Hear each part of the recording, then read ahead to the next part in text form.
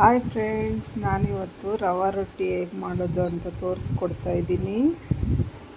ಮಾಡೋದಂತೂ ತುಂಬಾ ಸುಲಭ. ಹೇಗೆ ಮಾಡೋದು ಅಂತ ನೋಡೋಣ ಬನ್ನಿ. ನಾನಿಲ್ಲಿ ಒಂದೆರಡು ಗ್ಲಾಸಷ್ಟು ರವೆನ ತೊಗೊಂಡಿದ್ದೀನಿ. ಅದಕ್ಕೆ ಒಂದು 4-5 ಚಿಕ್ಕದಾಗಿ ಕಟ್ ಮಾಡ್ಕೊಂಡಿರುವ ಈರುಳ್ಳಿ ಮತ್ತು ಸ್ವಲ್ಪ ಕರಿಬೇವು, ಒಂದು 4-5 ಹಸಿಮೆಣ್ಸಿಕಾಯಿ ಚಿಕ್ಕದಾಗಿ ಕಟ್ ಮಾಡ್ಕೊಂಡು ಹಾಕ್ಕೋಬೇಕು. ಸ್ವಲ್ಪ ಕೊತ್ತಂಬರಿ ಸೊಪ್ಪು ಮತ್ತು ಸ್ವಲ್ಪ ಪುದೀನ. ನಿಮಗೆ ಸಬ್ಬಕ್ಕಿ ಸೊಪ್ಪು ಸಿಕ್ಕಿದ್ರೆ ಅದನ್ನು ಸಹ ಹಾಕ್ಕೋಬೋದು. ಟೇಸ್ಟು ತುಂಬ ಚೆನ್ನಾಗಿರುತ್ತೆ. ನಮ್ಮ ಮನೆಯಲ್ಲಿ ಇವತ್ತಿರಲಿಲ್ಲ, ಹಂಗಾಗಿ ನಾನು ಹಾಕಿಲ್ಲ. ಮತ್ತು ಸ್ವಲ್ಪ ಕ್ಯಾರೆಟು, 1 ಸ್ಪೂನಷ್ಟು ಜೀರಿಗೆ, ರುಚಿಗೆ ತಕ್ಕಷ್ಟು ಉಪ್ಪು, ಮತ್ತು ಇದು 1 ಚಿಕ್ಕ ಕಪ್ಪಾಗಷ್ಟು ಮೊಸರನ್ನ, ಗಟ್ಟಿ ಮೊಸರು ಹಾಕ್ಕೊಂಡು ಈ ಥರ ನೀಟಾಗಿ ಮಿಕ್ಸ್ ಮಾಡಿ, ಲಾಸ್ಟಲ್ಲಿ ನಮಗೆ ಎಷ್ಟು ಬೇಕೋ ಅಷ್ಟು ನೀರನ್ನ ಹಾಕ್ಕೊಂಡು ಈ ಥರ ಮಿಕ್ಸ್ ಮಾಡಿ ಒಂದು 10 ನಿಮಿಷ ನೆನೆಯೋಕ್ಕೆ ಬಿಡಬೇಕು. ನಾನು ಅಷ್ಟರಲ್ಲಿ ಇಲ್ಲಿ ಕಾಯಿ ಚಟ್ನಿಗೆ ರೆಡಿ ಮಾಡ್ಕೊತಾ ಇದ್ದೀನಿ. ಕಾಯಿ ಚಟ್ನಿಗೆ ಇಲ್ಲಿ ಒಂದು 5-6 ಹಸಿಮೆಣ್ಸಿನ್ಕಾಯಿನ ಈ ಥರ ನೀಟಾಗಿ ಫ್ರೈ ಮಾಡಿಕೊಂಡು ಇಟ್ಕೋಬೇಕು.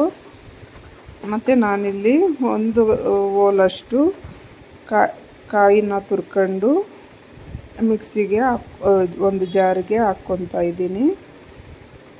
ಇದಕ್ಕೆ ಹಸಿಕಾಯಿ ಮತ್ತು ಒಂದು 5-6 ಹಸಿಮೆಣ್ಸಿನ್ಕಾಯಿ ಹುರಿದಿಟ್ಕೊಂಡಿದ್ನಲ್ವ ಅದು ಹಾಕ್ಕೊಂಡು, ರುಚಿಗೆ ತಕ್ಕಷ್ಟು ಉಪ್ಪು, ಒಂದು 4-5 ಬೆಳ್ಳುಳ್ಳಿಪಾಯಿ ಹಾಕ್ಕೊಂಡು ಸ್ವಲ್ಪ ನೀರನ್ನು ಸೇರಿಸ್ಕೊಂಡು ನೀಟಾಗಿ ಇವಾಗ ಮಿಕ್ಸಿಗೆ ಹಾಕ್ಕೋಬೇಕು ನಾವು. ನೋಡಿ, ಇದು ತುಂಬಾ ಸಿಂಪಲ್ಲಾಗಿ ಮಾಡಿದ್ರು ಕಾಯಿ ಚಟ್ನಿ ಟೇಸ್ಟ್ ಅಂತೂ ತುಂಬ ಚೆನ್ನಾಗಿರುತ್ತೆ. ಬೇಗ ರೆಡಿ ಮಾಡ್ಕೋಬೋದು. ನೋಡಿ, ಇವಾಗ ಇನ್ನೂ ನೀರು ಸಾಕಾಗಿಲ್ಲ ಅಂದರೆ ಸ್ವಲ್ಪ ನೀರನ್ನು ಸೇರಿಸ್ಕೊಂಡು ಈ ಥರ ನೀಟಾಗಿ ರುಬ್ಕೋಬೇಕು. ನಾನಿಲ್ಲಿ ಲಾಸ್ಟಲ್ಲಿ ಒಗ್ಗರಣೆ ಮಾಡ್ತಾಯಿದ್ದೀನಿ. ಒಗ್ಗರಣೆಗೆ ಸ್ವಲ್ಪ ಎಣ್ಣೆ, ಸ್ವಲ್ಪ ಸಾಸಿವೆ ಮತ್ತು ಸ್ವಲ್ಪ ಜೀರಿಗೆ, ಇದೆ ಎರಡು ಸ್ವಲ್ಪ ಫ್ರೈ ಆದಮೇಲೆ ಒಂದು ಸ್ವಲ್ಪ ಕರಿಬೇವನ್ನ ಹಾಕ್ಕೊಂಡು ಈ ಥರ ಮೇಲೆ ಪ್ಲೇಟ್ ಮುಚ್ಕೋಬೇಕು, ಇಲ್ಲಾಂದರೆ ಎಣ್ಣೆ ಎಲ್ಲ ಸಿಡ್ದು ಬಿಡುತ್ತೆ. ನೋಡಿ, ಇವಾಗ ಒಗ್ಗರಣೆ ರೆಡಿ ಆಯಿತು. ನಾನು ಚಟ್ನಿನ ಇದಕ್ಕೆ ಹಾಕ್ಕೊಂಡು ಮಿಕ್ಸ್ ಮಾಡ್ತಾಯಿದ್ದೀನಿ. ಈ ರವೆ ರೊಟ್ಟಿ, ರಾಗಿ ರೊಟ್ಟಿ ಈ ಥರದಕ್ಕೆಲ್ಲ ತುಂಬಾ ಚೆನ್ನಾಗಿರುತ್ತೆ. ಈ ಕಾಯಿ ಚಟ್ನಿ ಮಾಡೋದು ತುಂಬಾ ಸುಲಭ, ಬೇಗ ಆಗುತ್ತೆ. ನೋಡಿ, ಇವಾಗ ಚಟ್ನಿ ರೆಡಿ ಆಯಿತು. ಇವಾಗ ಜಾರ್ಗೆ ಇನ್ನೊಂದು ಸ್ವಲ್ಪ ನೀರು ಹಾಕ್ಕೊಂಡು, ನಾನು ತುಂಬ ಗಟ್ಟಿ ಇದ್ದರೆ ಚೆನ್ನಾಗಿರಲ್ಲ, ಈ ಥರ ಸ್ವಲ್ಪ ನೀರಾಗೇ ಇರಬೇಕು ಚಟ್ನಿ, ಅಷ್ಟು ತೆಳುವಾಗೂ ಇರಬಾರ್ದು. ನಮಗೆ ಸ್ವಲ್ಪ ಅಂದಾಜಾಗಿ ನೋಡಿಕೊಂಡು ನೀರನ್ನು ಹಾಕ್ಕೋಬೇಕು. ಜಾರ್ ತೊಳೆದಿರೋ ನೀರು ಹಾಕ್ಕೊಂಡ್ರೆ ಸಾಕು, ಸರಿ ಹೋಗುತ್ತೆ. ನೋಡಿ, ಇವಾಗ ರೆಡಿ ಆಯಿತು. ನಾನಿಲ್ಲಿ ರವೆ ಎಲ್ಲ ಕಲಸಿಟ್ಕೊಂಡಿದ್ವಲ್ಲ ರೊಟ್ಟಿಗೆ, ಅದೆಲ್ಲ ಚೆನ್ನಾಗಿ ನೆನ್ಕೊಂಡಿದ್ದೆ.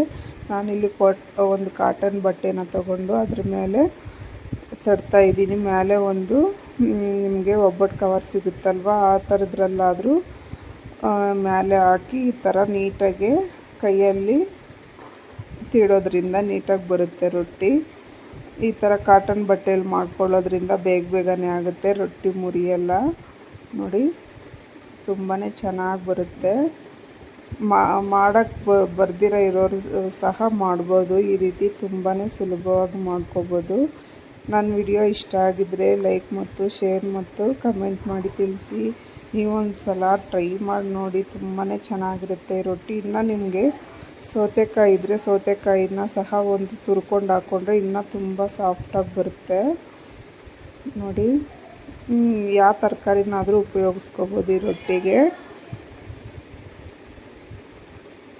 ತುಂಬಾ ಸಾಫ್ಟಾಗಿ ಬರುತ್ತೆ. ಮೊಸರು ಸೌತೆಕಾಯಿ ಸೇರಿಸೋದ್ರಿಂದ ಇದು ತುಂಬಾ ರುಚಿ ಮತ್ತು ಸಾಫ್ಟ್ ಇರುತ್ತೆ, ಗಟ್ಟಿ ಇರಲ್ಲ ರೊಟ್ಟಿ. ನೋಡಿ, ಇವಾಗ ರೆಡಿ ಆಯಿತು.